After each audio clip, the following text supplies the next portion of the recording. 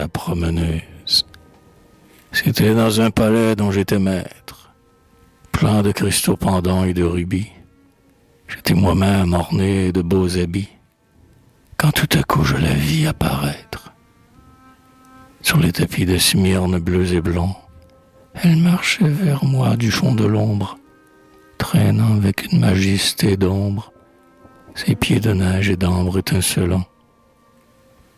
Comme elle, les ornements vulgaires, les vils chapeaux de feutre et de velours, elle portait sur ses beaux chevaux lourds un casque noir, pris dans les vieilles guerres.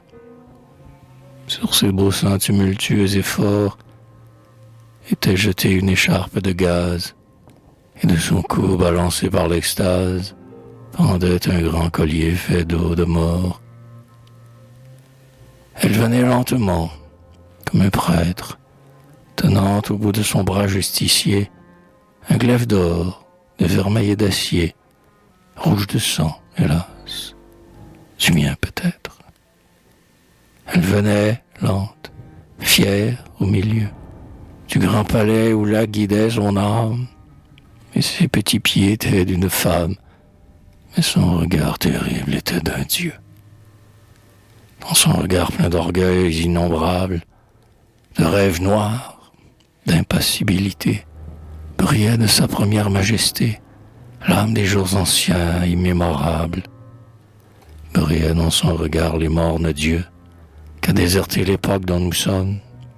Brillait dans son regard l'horreur des hommes, le noir combat sous les jougs odieux. Le désespoir hideux, le remords blême, puis, comme un astre au-dessus d'un linceul, par-dessus tout, visible pour moi seul, l'amour, l'immense amour suprême. Comme un viola canté par des géants, environné de forêts et de fêtes, où règne encore, en dépit des tempêtes, l'impérissable azur des cieux béants.